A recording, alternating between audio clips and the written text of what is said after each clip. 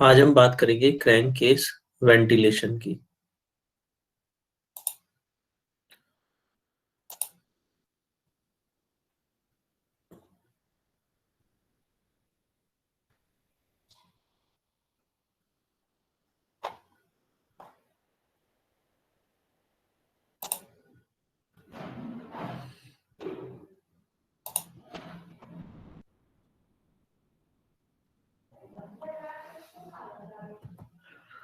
सो crank case ventilation की अगर मैं बात करूं तो देखिए,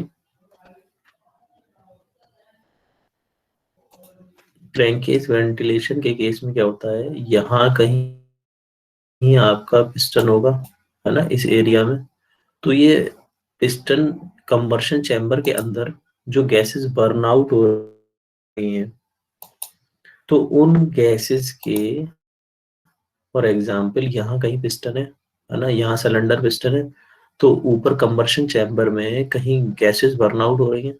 फिर भी कुछ गैसेस, बहुत माइन्यूट अमाउंट गैसेस का कंबर्शन चैम्बर में से रिलीज होकर इस क्रैंक केस के अंदर आ जाता है ना। इस क्रैंक केस के अंदर वो कुछ गैसेस, कुछ सल्फ्यूरिक एसिड्स जो इन्वायरमेंट में होती है, कुछ सल्फर कंटेंट, है ना, कुछ सल्फर कंटेंट अगर बोलें तो और बेटर रहेगा, तो सल्फर कंटेंट यहाँ एंटर हो जाते हैं। तो इन ब्लो बाय गैसेस से और सल्फर कंटेंट से एंटर होने से यहाँ स्लज फॉर्मेशन हो जाता है ना। लुब्रिकेटिंग ऑयल और प्लस गैसेस मिक्स हो गई, कुछ सल्फर कंटेंट मिक्स हो गया, तो यहाँ पे क्या होगा, वो इम्प्योरिटीज मिक्स हो गई लुब्रिकेटिंग ऑयल में। तो इस पूरे क्रैंक केस में यहाँ लुब्रिकेटिंग ऑयल के साथ जब वो मिल जाती है, मिक्सअप हो जाती है, तो स्लज क्रिएट कर देती है। स्लज के कारणवश इसमें क्रोड होने के चांसेस बढ़ जाती है। क्रैंक केस क्रोजन होने का, जंग लगने का खतरा जबरदस्त बढ़ जाता है। तो उसको कम करने के लिए या उसको मिनिमाइज करने के लिए हमें इन ब्लो बाय गैसेस को निकालना अति आवश्यक है। तो उसके लिए हम क्या करते हैं, एक ब्रीथर पाइप लगाते हैं, है ना, इंजन के कहीं फ्रंट पोर्शन में। तो यहाँ से हम एयर एंटर कराते हैं, एयर फिल्टर करके हम एंटर कराएंगे। तो यहाँ पे जितनी भी ब्लो बाई गैसेस होती हैं, वो गैसेस ये फ्रेश एयर रिलीज करके पीछे रेयर एंड से कहीं निकाल देती है ना। रेयर एंड के थ्रू एग्जॉस्ट गैसेस के साथ मिक्सअप होके हम रेयर एंड के व्हीकल से निकाल देते हैं। अगर क्रैंकेज वेंटिलेशन नहीं होगा तो यहाँ स्लज फॉर्मेशन होगी, स्लज फॉर्मेशन से ये पूरा सिस्टम क्रोड हो जाएगा, करोजन हो जाएगा, इसमें जंग लग जाएगी। तो इसलिए इस ब्लो बाई गैसेस को निकालना बहुत आवश्यक है। इसी प्रोसेस को हम वेंटिलेशन बोल रहे हैं, है ना, क्रैंक केस वेंटिलेशन। अब देखिए, प्रॉपर्टीज की बात करेंगे, प्रॉपर्टीज ऑफ लुब्रिकेंट्स, है ना, लुब्रिकेंट्स की क्या प्रॉपर्टीज होनी चाहिए। तो अगर मैं लुब्रिकेंट्स की प्रॉपर्टीज की बात करूं तो देखिए, friction between the component and metal to metal contact, है ना, जो फ्रिक्शन होगा उसको मिनिमाइज करेगा मेटल टू मेटल कांटेक्ट में, ऐसा होना चाहिए लुब्रिकेंट। ऐसा नहीं कि आपने कुछ लुब्रिकेंट यूज किया जो फ्रिक्शन को मिनिमाइज कर ही नहीं पा रहा मेटल टू मेटल कांटेक्ट में। तो आपका लुब्रिकेंट की प्रॉपर्टी कैसी होनी चाहिए, वो फ्रिक्शन को मिनिमाइज कर पाए, है ना। Over heating of the component, अब दो सरफेसेस के बीच में जब वो आपस में रिलेटिव मोशन है, दो सरफेसेस के बीच में, और हम लुब्रिकेंट गुजार रहे हैं, तो वो क्या करे, उनकी जो हीटिंग है, जो हीट जनरेट हो रही है, आपस में रगड़ खा रहे हैं तो हीट जनरेट हो रही है, उस हीट जनरेट को क्या करे, ओवरकम करे, है ना, उस हीट को रिड्यूस करे, यानी कि कूलिंग एजेंट की तरह भी काम करे। हमारा लुब्रिकेंट कूलिंग एजेंट की तरह भी काम करे। वियर ऑफ द कंपोनेंट्स, है ना, ये भी उसकी ड्यूटीज में आता है। अगर वो क्या करेगा, अगर यहाँ पे हमने हीटिंग कम कर दी, फ्रिक्शन कम कर दिया, तो अल्टीमेट क्या होगा, वियरिंग कम हो जाएगी, जो कंपोनेंट की घिसावट है, वियर टियर है, वो मिनिमाइज हो जाएगी, कम हो जाएगी, है ना। अब क्या ये करोजन को बचाएगा, कंपोनेंट में जंग लगने से भी बचाएगा। अब ये देखिए, ये बात कर रहा है डिपॉजिट्स की। डिपॉजिट्स की अगर मैं बात करूं तो डिपॉजिट्स क्या है, अगर कोई दो चीजें रगड़ खा के आपस में चल रही हैं, अगर कोई दो चीजें रगड़ खा के आपस में चल रही हैं, तो उस केस में क्या होगा, कुछ बहुत माइन्यूट से बर्स उसमें से रिलीज होंगे, है ना। आपस में पिस्टन सिलेंडर रगड़ खा के चल रहे हैं, है ना। तो इसमें क्या होगा, बहुत माइन्यूट से हर एक साइकिल पर, हर एक स्ट्रोक पर कुछ ना कुछ बर्स रिलीज होंगी, है ना, डिपॉजिट्स, है ना, वो बर्स रिलीज होंगी। और कुछ ऑयल डिपॉजिट होके आ रहा है ना। एक एक ये भी हम समझ सकते हैं डिपोजिशन का क्या सेंस कहना चाह रहा है कि जो भी पेट्रोल के अंदर इम्प्योरिटीज थी, है ना, या जो भी चीजें उसमें इम्प्योर थी, वो आके डिपॉजिट हो गई पिस्टन के ऊपर, सिलेंडर के ऊपर, है ना। और जो भी रगड़ खा के बर्स निकल रही थी, वो आके डिपॉजिट हो गई, है। तो उन डिपोजिशंस को भी क्लीन करके नीचे संप में ले जाए, ठीक। तो ये हमारी लुब्रिकेंट की प्रॉपर्टी होनी चाहिए, है ना। अब ये कैसे अकम्प्लिश होती है, ये फंक्शन कैसे क्रिएट होते हैं, इसको हम आगे देखेंगे कहीं, है ना। इसमें यह है कि सुटेबल विस्कोसिटी होनी चाहिए, ऑयलीनेस होनी चाहिए, हाई स्ट्रेंथ होनी चाहिए, जो भी फिल्म आप क्रिएट कर रहे हैं ना। ये सारी चीजें हम आगे के टॉपिक्स में देखेंगे, है ना। पोर पॉइंट क्या होता है, हाँ, ये ऑयलीनेस क्या होती है, क्लाउड पॉइंट क्या होता है, ये सारे इसकी प्रॉपर्टीज है। तो कुछ प्रॉपर्टीज मैंने यहाँ लिखी हुई हैं, बट इनको आगे नेक्स्ट स्लाइड्स में समझेंगे। अब ये देखिए, ये मैंने एक प्रैक्टिकल एग्जांपल दिखाया हुआ है आपको। जो अभी तक हमने लाइन डायग्राम से समझा, वो ये एक मैंने प्रैक्टिकली इंजन लेके दिखाया है आपको कि कैसे ऑयल जाता है ना। तो ये नीचे इसने कहीं सम्प दिखाया हुआ है, ये आप देख रहे हैं इस एरिया में। तो यहाँ से क्या होगा, लुब्रिकेटिंग ऑयल जाएगा यहाँ फिल्टर में, ये ऑयल फिल्टर है। ऑयल फिल्टर से ये देखिए, ये जा रहा है मेन ऑयल गैलरी में, ये पूरी मेन ऑयल गैलरी है। फिर यहाँ से देखिए ये कहाँ जा रहा है, ये आ रहा है यहाँ पे ना, वाल्व लिफ्ट ऑयल गैलरी, इनमें जा रहा है। यहाँ से ये यहाँ जा रहा है, यहाँ पूरा ओवर ये केम शाफ्ट को करेगा लुब्रिकेंट, है ना। तो ये पूरा लुब्रिकेशन प्रोसेस दर्शाया गया है, हमने लाइन डायग्राम में देखा था, इसमें टनल्स थी, है ना। तो ये देखो, ये क्रैंक शाफ्ट में टनल्स दिखा रहा है, ये ऐसे ऐसे जा रहा है, ये अंदर से ही जा रहा है ना। कनेक्टिंग रॉड में भी हमने टनल्स देखी थी, वो यहाँ ये दर्शा नहीं रहा है। तो यहाँ कहीं कनेक्टिंग रॉड होगी, पिस्टन होगा, ठीक। चलिए, तो इसके मेन पार्ट्स की अगर हम बात करें, तो ऑयल पंप होंगी, इनके बारे में भी पढ़ेंगे। ऑयल फिल्टर्स होंगे, इनके बारे में देखेंगे कितने टाइप्स के होते हैं। प्रेशर रिलीफ वाल्व के बारे में हमने जाना था, बाईपास वाल्व के बारे में समझेंगे, है ना। ऑयल सम्प हमने देखी है, इसको देखेंगे हम भी। ब्रीथर सिस्टम हमने देखा है ना। ऑयल डिपिस्टिक की बात करते हैं।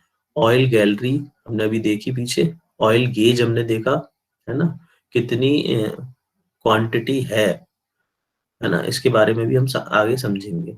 डिपिस्टिक सिंपल है, आप बॉनट खोल के, है ना, एक इंजन के ऊपर डिपिस्टिक लगी रहती है, उस डिपिस्टिक को आप निकालेंगे तो उसके एंड पॉइंट पर मिनिमम और मैक्सिमम का सिंबल होगा, है ना। एक नीचे लिखा होगा मिनिमम, और थोड़ा सा ऊपर हाइट पर लिखा होगा मैक्सिमम। तो जैसे ही आप उस डिपिस्टिक को निकालेंगे, आपको लुब्रिकेटिंग ऑयल की क्वांटिटी पता चल जाएगी कितनी है ना। मिनिमम रेंज में, मैक्सिमम रेंज में। अगर मिनिमम में तो उसे आपको टॉप अप करना पड़ेगा, है। और बहुत सी बार हम उसके कलर को देखकर भी उसकी क्वालिटी का अंदाजा लगा लेते हैं, है ना। या फिर हम उसको हाथ में लेके उसकी विस्कोसिटी भी चेक कर लेते हैं, कितना उसमें चिकनाहट है ना, कितना वो विस्कस है। तो हमें पता चल जाता है कि ऑयल चेंज करना है कि नहीं करना, ठीक। अब ये देखिए, टाइप ऑफ ऑयल पंप इसने दिखाई है। Plunger type, rotor type, gear type, है ना, gear and Christine type oil pump, when type. तो इन सब के बारे में अब हम वन बाय वन देखेंगे। ये देखिए, प्लंजर टाइप ऑयल पंप की बात कर रहा है। प्लंजर टाइप ऑयल पंप में अगर मैं देखूं, तो पहले हम समझते हैं कि यहाँ से ये पिस्टन नीचे से ऊपर जा रहा है ना, ये ऊपर जा रहा है, ये सिंपली क्रैंक है ना, ये इसके एक सेंट्रिक ये लगी हुई है कनेक्टिंग रॉड है, और ये रोटेट हो रही है ना, तो ये पिस्टन अप एंड डाउन कर रहा है। अब देखिए इसमें क्या होगा, जैसे ही ये पिस्टन मान लेते हैं कि ये नीचे से ऊपर जा रहा है अभी, है ना, नीचे से ऊपर, जैसे ही ये नीचे से ऊपर जाएगा तो ये जो बॉल आप देख रहे हैं, ये रोलर आप जो देख रहे हैं, ये इसकी टेंडेंसी इस स्प्रिंग के अगेंस्ट अंदर की तरफ आने की है। जैसे ये अंदर की तरफ, जब ये पिस्टन ऊपर जा रहा है तो यहाँ सक्शन क्रिएट होगा, तो इसकी टेंडेंसी क्या होगी, इनवर्ड, अंदर की ओर आने की। और इसकी टेंडेंसी, ये रोलर है, इसकी भी टेंडेंसी क्या होगी, इस डायरेक्शन में, है ना, आने की। तो ये यहाँ पे आके इसको ब्लॉक कर देगा और ये अपनी सीट से यहाँ से हट जाएगा, तो यहाँ से लुब्रिकेटिंग ऑयल आ जाएगा अंदर, है ना।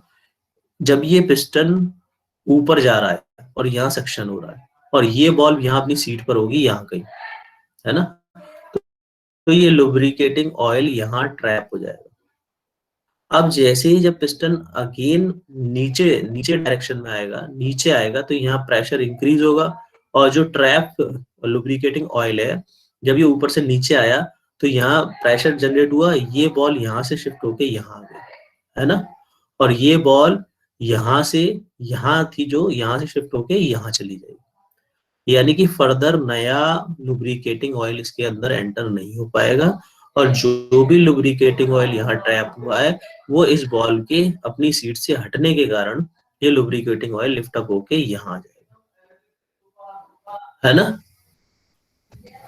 अब ये रोटेटिंग टाइप पंप है, ये बहुत ही सिंपल कंस्ट्रक्शन है। यहाँ से, सॉरी, रोटर टाइप पंप है। आप देखिए यहाँ से लुब्रिकेटिंग ऑयल आएगा और यहाँ पर इन दोनों गियर्स के बीच में क्या होगा, प्रेशराइज हो जाएगा, उसका प्रेशर इंक्रीज हो जाएगा, है ना, और सिंपली यहाँ आउट हो जाएगा। ये हमने देखी थी एयर टाइप, है ना, यहाँ प्रेशर रिलीफ वाल्व लगा रखा है, ये हम पढ़ चुके हैं। अब ये gear and Christine type oil pump, इसका भी सिंपल कंस्ट्रक्शन है।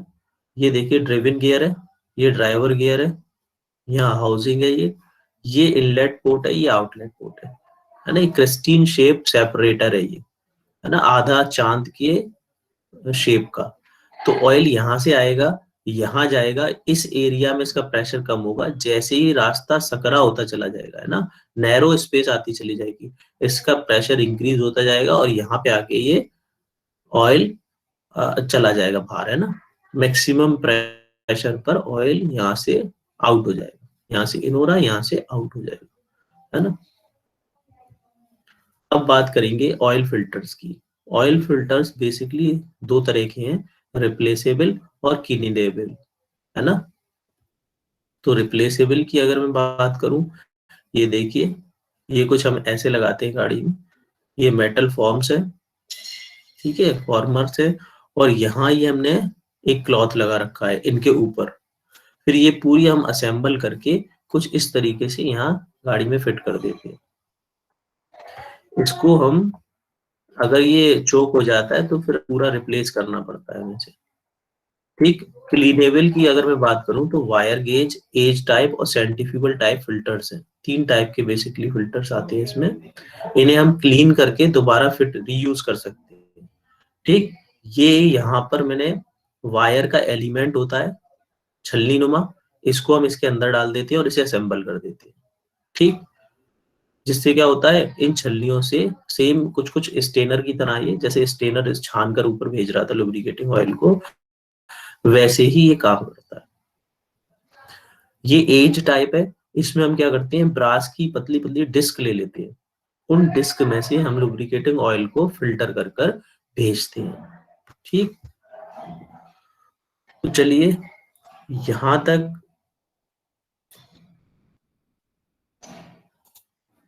तक आपके जो भी डाउट्स हैं पहले वो ले लेते हैं, उसके बाद फिर आगे समझेंगे।